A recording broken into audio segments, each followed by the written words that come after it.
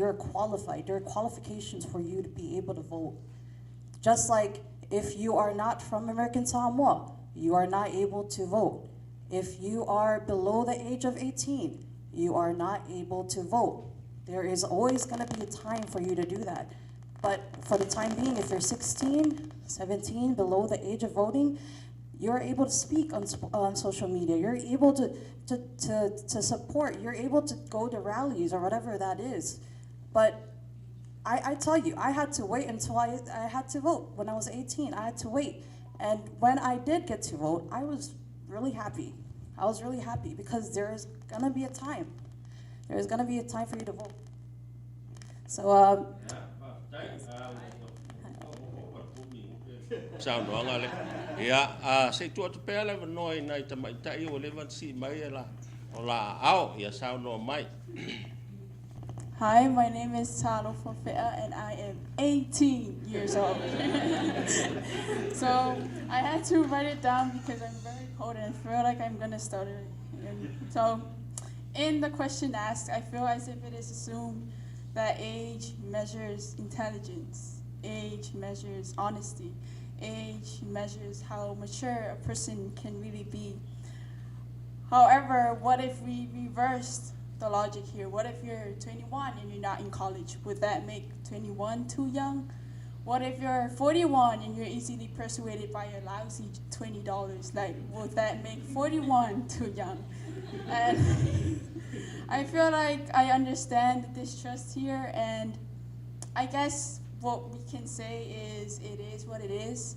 It's something we cannot really measure or calculate.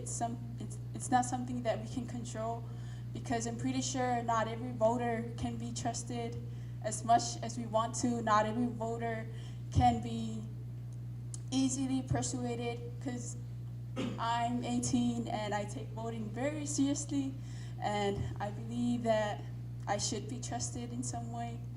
In the same way, I understand that I could be distrusted by anyone. Thank you. Sound no mai si tinalai tua.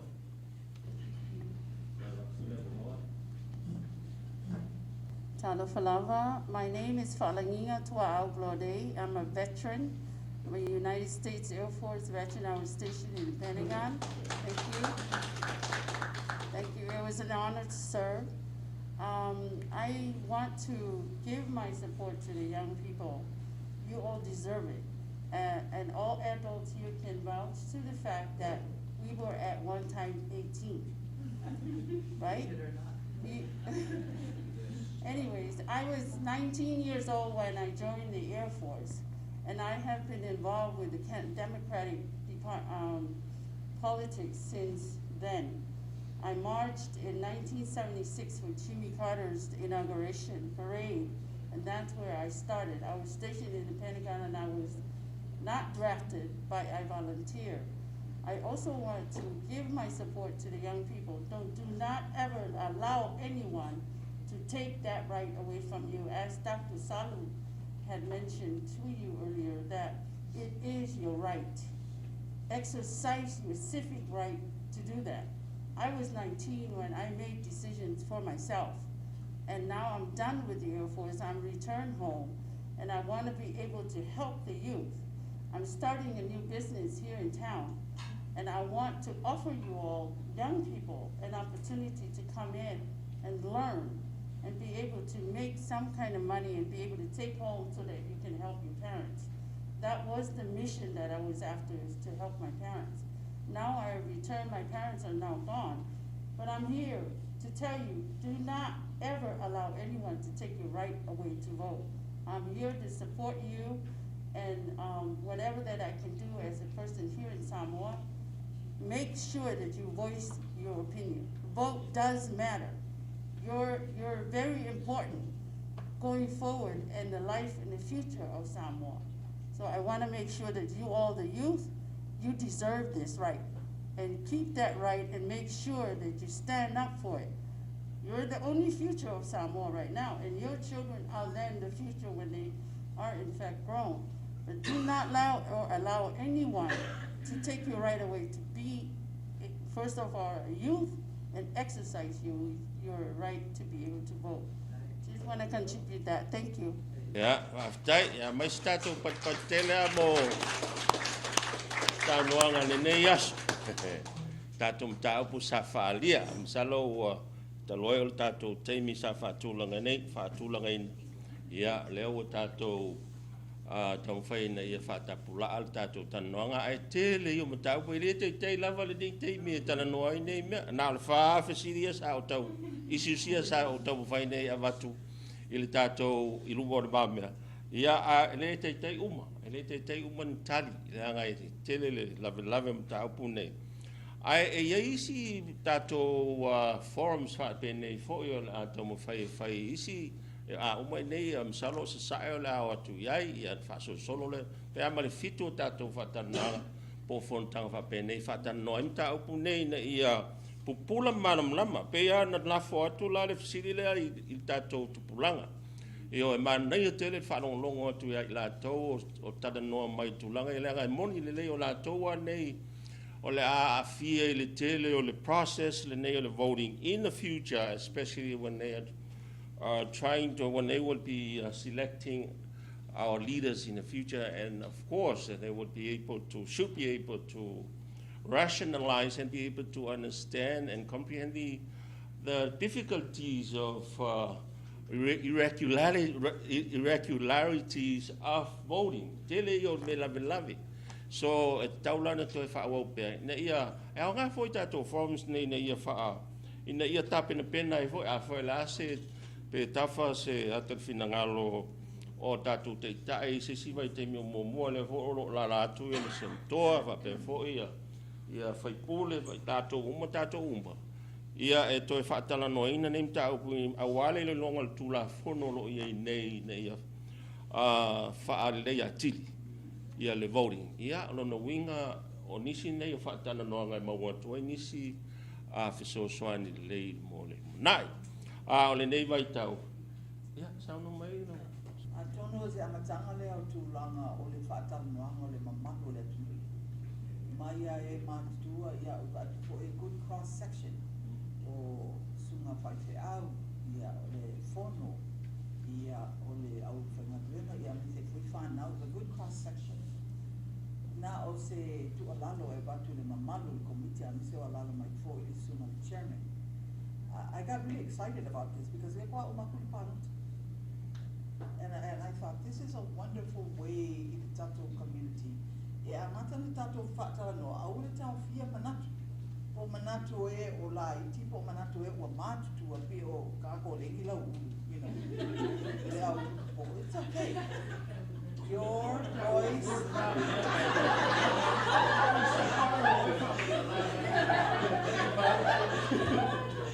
your voice is important. Ala ualano le vatu le malu komiti. Umala tato forum CSSAE sisifo lunga lalo. E au mai se ripoti e ave le mamalu le fono a tonu pe to ilo ye tato tula fono o lo pui e tula wale au nga o le tato tala noa ai le ese fatinonga masuinga mo le saunga le mo o le whainga o le tato palota le tato atinu. And I really like what Reverend Faletoi said, Samoanized it. We have become so Americanized. Sounds good, but like I said earlier, the Samoan, our traditional grandparents had the purest form of socialism, where we sit down, we talk, we look at the qualification in terms of service to family members, the village, and etc. So, family mole, I'd like to have a copy of that report. While I pick on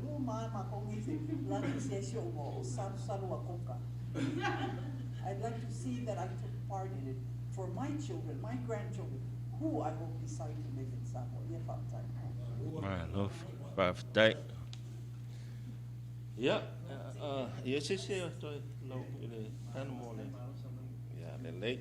Salo o I unga I o tatou tanoanga nea so pe ano tala noa tu ele te tai laval tatou te mi taupu nei misalo pe alo le lima tu lato atau maua mai se tali le lei o facilitate tasi po issues o tulanga nei tala no toi mātou, pe ona o whawhasili toi mātulu mo le māmea. O whasili e lau ina mai matu ina mai e lai. E isi tangata mai whawha. Lātou, msalo o i lātou mā pe o tātou, pe ona o tala no atua lewa na o involve le nei mea, ia e maua mai ele tele o whamitalanga tangata te rau tala noa, ia e me ne whaere me ne whapea, lan me. So le mela na ia, e au ngā me nei, e au ngā nei, whatanoanga, mō le lumanai. Ia a whai fo e toi wala watu ma, ia le leile tala au mai i stei mo mua e le sunga le whatonu. Ai, o lo iele wanoa tuina pe le sunga le whatonu mo sisim, ia ona tuina toile, i le sunga le presidente whai mo sana sauno. Ia whai ua tatou mawhitanga, leila mga kule whai li.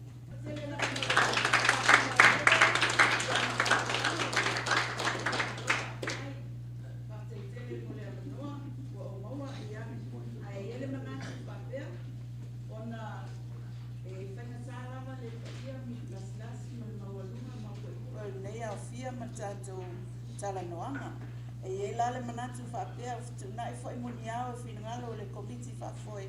Ia o le asau no atu le teitai fono. Al komiti whafoi e anga tonu ai le tatou whilo inga nei aso ma le tatou mawhtanga. Ia ona wha umatu ai leo tatou pulo kalama e peo na iai. Ia lau whionga ni maru whale. Ia, wa mua lava matule nanga whafte tele man whamalo i tātou panelist. Mā lō lava teila o whionga whaipule, ia e meise fwoi le te maitai presidene, ia o tātou kolisi tu whatasi, ia e meise le sunga le whomai, ia waitin sa mā lō le whasoa, mā lō fwoi le kawa tai fwoi le nei asu. E mā ngeia le tātou whasoa fwoi, e peo le meo sa mātou o maia e whai el tātou whātaltalangoanga, vote matters. Ia o le maitau atu, o le tele o isi me ia o mai whātasi ai, o mai whātasi ai nei talangoanga, o le tāua, o le nganga whaafitai fwoi whaamalo e le no whale tupulanga. O e le mwhai, e le tilo mawalalo fwoi tātou komiti le nei, ia o tō le tupulanga, because we were once there. Ngamato you foi mato, and you will be at the same boat where we at right now. But eleise nganga ole neipolo kalama whape e whale tāwainga, ia tupulanga talavou, ia e meise lava le toa ia tatau, leo whaasoa, ole palota ole ia tatau lava o tangata la tō ia. Le fo sa mo ye tātou panelist o le nganga le na o le mainga o le mata upu e o fia ai o le ale impact o le nime o le palota leo tātou whengai e ma le whaamai le pandemic le whengai ma le tātou watano le foi o tātou taltalangoa i foi i le angai i luma a tonu o seisile a wala o mwhai e foi le mātou ofisa ma le mātou council e a mai se mata upu whaapea mwhain whaataltalangoa inga. Ia, ma la lafo fo i ai, ia ma malu le tātua tunu. O wa e tāua malava, e tāua mai a lātou o tutongi la fonga i tonu le tātua tunu. Ia, ua te leto e kau whaaleo atua, ia taxations without representation, ia o leng saunoa i ai, ia o tātua māsangi ai fo i lava. Ai, o le nganga pe on sauno fo i le whionga le whaipule. O mata upunga inga o tātou whaasoa, ma tātou whaailo, tātou. A tonu fo e au ngai ta māma ta itai o le atunu. Ia le lātou fo e sila tutoa iai, ia le tūlanga o tātou whaavai. Pe ianga matu se lamona fo e le whaasoa le mātou komiti. O le mata upulea, masalo pe lua le singa o whaasoa i le mātou komiti. O mātou whetu ngai mataltala ngoa le mata upulea. Wa mai e lole whaali whina ngaro le tātou o tunu whaataltala ngoa. O le whainga o le nei aso sa mātou fōfua e whaile tātou panelist e whai ai. O na mātou i loa ai lea lea ngā i luma wa e ama le ono pe fitu isi tātou fōfuanga whaapea. Matu tau tilo pe le leil pe tau fai fa town hall meetings i isi to le tu le society le tu sifo fa pe foi man pe fai tau fa town hall meetings e ang alta to maftanga mo molne. Now we learn how to move forward with this project, with this le tau fai ai. Le ne yaso tu sai foi mal fa so ia mesel mamalu la fai ngalwenga. O le nganga whaafte tele mal whaamalo ia o whaafonga fo il tātou maftanga. O tu lei masau noa le au whainga wenga. O a maiso tō whina ngalo fo i awa e lema whai lava o le atunu lava i o Samoa e whaamo mua lava le au whainga wenga tofia le atua. O i nā fo i lo i aile whaamai o le tātou atunu e mo mua le atua e whaamai fo i le atua Samoa. Ia, o leo ngā matuele nganga whaafte tele lava, ma malu le tātou wafia, e fo ele nganga i sistemi o mua tātou toe whailoa im tātou toe whasotai. Ia le me siling tāu wa mawhai o ngā whaatino le tātou polo kalama le nei, o le tātou fufanga le tātou committee, tai atu fo le tātou moderator, e whaamulmole, ngā no tāu sanga whaamulmole, o le mewo vai atu ai.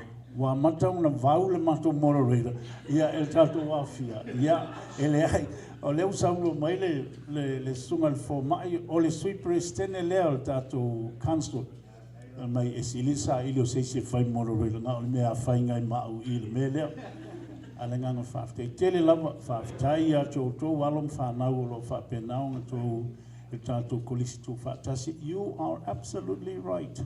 You are the future of our territory. Future of this country. Ai foi lá to para o to fight.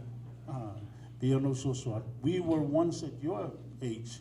So ai foi lá para o to we fight down for youth, but nobody is trying to put our youth down, and especially because o to alum whanau o pele foi o to matua ia whapena foi le baba ia to tātou committee.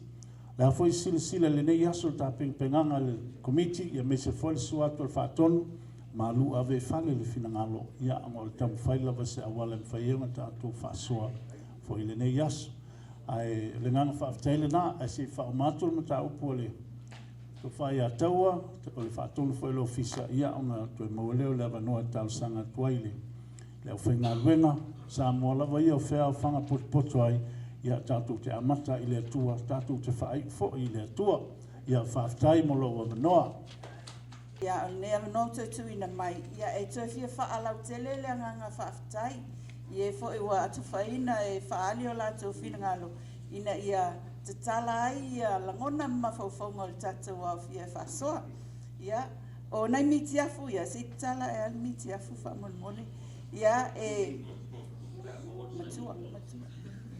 O tua le ofu, whai mai, why it matters, preserve democracy. Pio langanga tonu lava o tātou whaatanoanga i alo aru, because it's about time that we get our people involved in discussing these very important issues.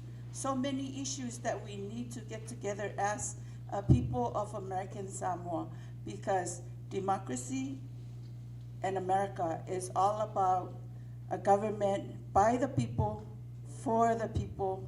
So your vote is very important. Vote matters. Le watato agree, watato marilie umane ele so eta ua tele lo leo ittono fainga malo ia mole lumanai.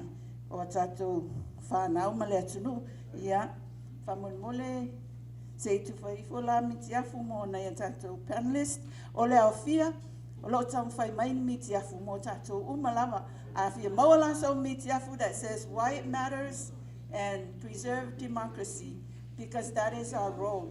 We need to preserve democracy and continue to have that government by the people, for the people. Okay, ya mulmuli mai mato ya tato tanoanga ya la faifo isai ya mamanua to yo mai fo isifo malonga tono tato motu ya mai tatono fo ya wa o atu se matu palpala e peo sa unoanga le fionga te telefono a la fa o matu plokalama e ele se ile titile fio fai ona e yeina i tusi sa tusi lava fo e nisi o tata wa tunu ai whaatinoina le Amerika Samoa Humanities Council. If you tu ina atu fo e whai mea alofa. Ono ole vai te mio whai ngā mea alofa, whai mea alofa tua ele komiti whafoe.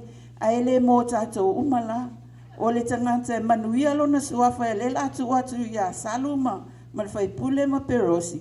E sei mai le suafa o se o le aman malo, o se paanga fo i sa mātou o loo lango ina le nei tanoanga whalawa i tele. Ia o le vaenga le Blue Sky, tātou umalawa fia Blue Sky. Ia, naua se e te maitai o perosi, le suafa. Ma o le mea alofa o le telefoni mai le vaenga le Blue Sky. Ia ma o lo iai foi ma le tusi fōlea, o le tusi fōlea o lo iai talaanga o nuu e sfulmantasi, o le manuo, sumai lume iwa.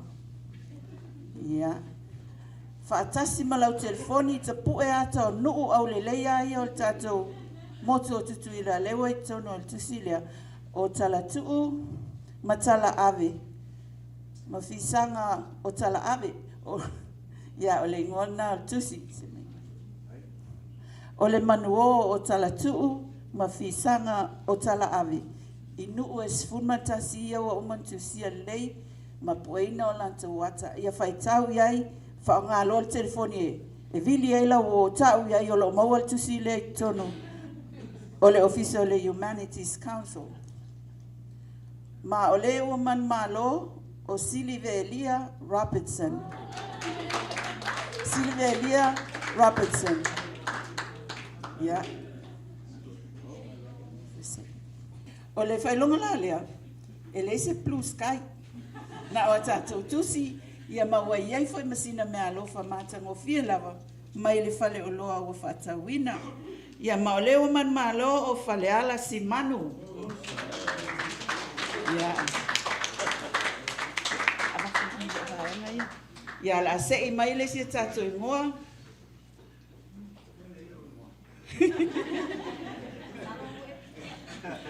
O stasi fo i o mea alofa o lo o iai tono nei mea alofa o se tasi o tusi o sa publishing a fo i ma support le Humanities Council o le tusi lea o le tala whasolpito Amerika Samoa, le American Samoa History. Ia na taitai fo i le tō whai a fo. Ia, seisi lea vaenga o mea alofa. Maua fo i lunga le ofisa le Humanities ia tātou tusi lea. O le ua man malo o tau sanga le vaula.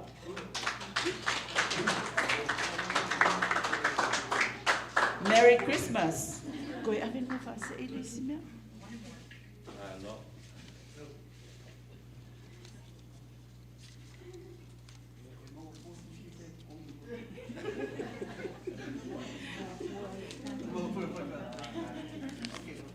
As fulvalu o tau sanga ma ufua. Let's for tusi o lo maua manto officer. The women of American Samoa, there's 100 women and their biographies are in here. So you have your grandmother, maybe your great-grandmother, we recorded and documented their story. So there you go. Again, it's available at the Humanities Office. Ma ole wa man malo o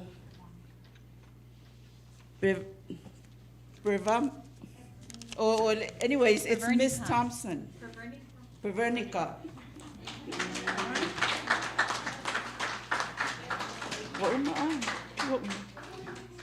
Ya, ma o tau ia wa whamania ina.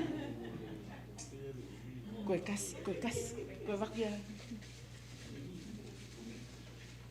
Ya, te tasi la tatou se i lea man mea alofa e fiatu ina atu. Ma le la se i mai e mai tai fatua.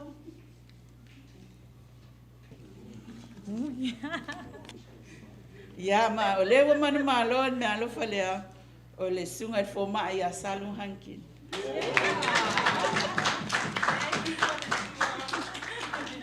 Oi, te tasi le mea alofa.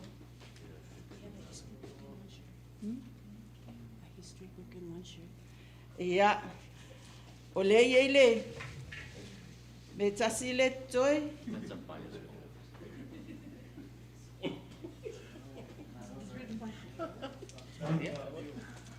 Ma o le ua mauaina le whailonga whapitoa lea o whitoa ai ka pisi.